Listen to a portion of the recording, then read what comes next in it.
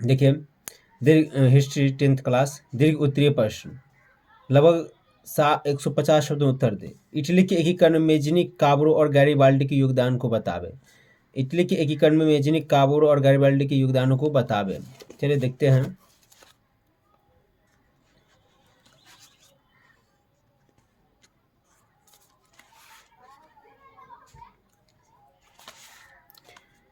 Italy के एकीकरण में इन तीनों का योगदान निम्नलिखित है। इटली के एकीकरण में इन तीनों का योगदान निम्नलिखित है। मेजिनी का योगदान, उनका उद्देश्य इटली का एकीकरण करने के लिए ऑस्ट्रिया के प्रभाव से इटली को मुक्त कराना था। राष्ट्रवादी भावना से प्रेरित होकर इन्होंने कार्बोनरी की सदस्यता ग्रहण की। अपने उद्देश्यों की पूरा करने के लिए उन्होंने यंग इटली एवं यंग यूरोप की भी स्थापना की। मतलब कह रहा है कि उन्होंने अपने उद्देश्य की पूर्ति के लिए उन्होंने अपने उद्देश्य को पूरा करने के लिए उन्होंने यंग इटली एवं यंग यूरोप की भी स्थापना की। यंग इटली एवं यंग यूरोप की भी स्थापना की। चलिए दूसरा, काबोरो का योगदान। काबोरो का योगदान क्या था? इटली के एकीकरण में काबोरो भी ऑस्ट्रिया को सबसे बड़ी बाधक माना था। ऑस्ट्रिया का सबसे बड़ा बाधक मानता था। 1860 से 1861 में काबोरो ने सिर्फ रोम को छोड़कर उत्तर तथा मध्य इटली को सभी राज्यों को मिलाकर सभी लोगों से सहमति भी ले लिया। मतलब रोम को छोड़कर और उत्तर तथा मध्य इटली की सभी राज्यों को मिलाकर सभी लोगों से सहमति भी ले लिया। चलिए, गैरिबाल्डी का योगदान। गैरिबाल्डी एकीकरण का द्वितीय चरण गैरिबाल्डी की तलवार से पूरा किया। मतलब गैरिबाल्डी की तलवार से द्वितीय चरण जो पूरा किया वो गैरिबाल्डी के तलवार से पूर्ण किया। गैरिबाल्डी व्यवसाय से एक नाविक था। गैरिबाल्डी पेशे से क्या था? एक नाविक था जो नाव जो खिवाया था वो। आरंभ में वह मेजनी का समर्थक था। मतलब समर्थन करता था। परंतु बाद में वह काबोरो के प्रभाव में आ गया। और काबोरो से मतलब कि काबोरो का बात मानने लगा। गैरिबाल्डी युद्ध की नीति में विश्वास करता था। गैरिबाल्डी जो था युद्ध की नीति में विश्वास करता था। वह जानता था कि बिना युद्ध के इटली का एकीकरण संभव नहीं था। मतलब गैरिबाल्डी जो था वो सोचता था कि वह जानता था कि अगर युद्ध नहीं होगा तब तक ये क्या कहता है, एकीकरण संभव नहीं है। चलिए दूसरा देखते हैं। जर्मनी के एकीकरण में बिस्मार्क की भूमिका का वर्णन करें।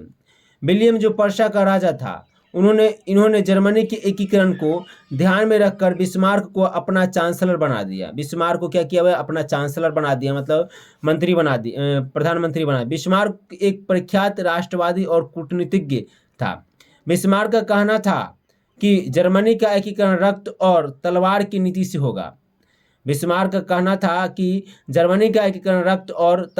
नीति से होगा।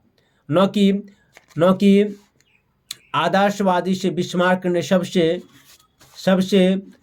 धन दौलत से पर्शिया की स्थिति सुधार एवं सैनिक शक्तियों को भी मजबूत किया।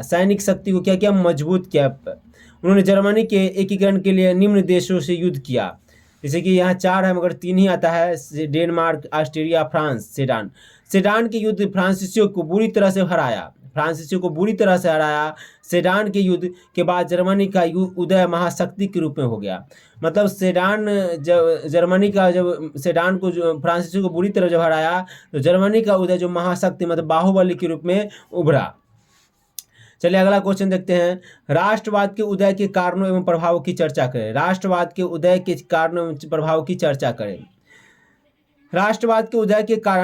राष्ट्रवादी उदय के कारण फ्रांसीसी क्रांतियों एवं नेपोलियन की विजय शक्ति से यूरोप में राष्ट्रवादी भावना का उजागर हुआ। राष्ट्रवाद की भावना को उजागर किया नेपोलियन ने जिस राज्य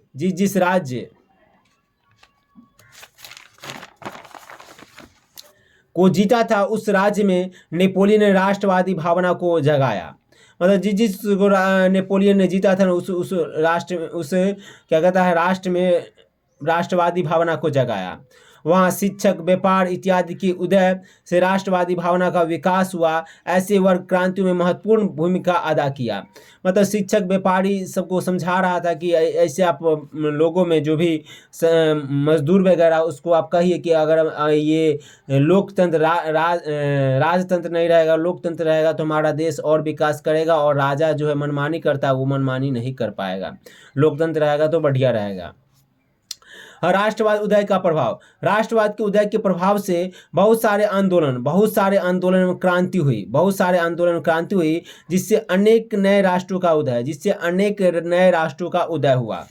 यूरोप के राष्ट्रवाद के विकास का प्रभाव एशिया और अफ्रीका में भी पड़ा, और यहाँ भी राष्ट्रीय आंदोलन होने लगा। मान के चले कोई आदमी कोई काम करता है और देखा देखी तो काम करता है, वही बात यहाँ भी है, करा है। यूरोप के राष्ट्रवाद के विकास का प्रभाव एशिया और अफ्रीका में भी पड़ा, और यहाँ भी राष्ट्रीय आंदोलन का प्रभाव होने लगा। मतलब देखा देखी सबका राष्ट्रीय आंदोलन होने लगा। राष्ट्रवाद के उदय के प्रभाव से मनमानी करने वाले शासक का प्रभाव कमजोर हो गया। राष्ट्रवाद के उदय के प्रभाव से मनमानी करने वाले शासक, मनमानी जो राजा करता था उसका प्रभाव क्या हो गया, कमजोर पड़ गया। चलिए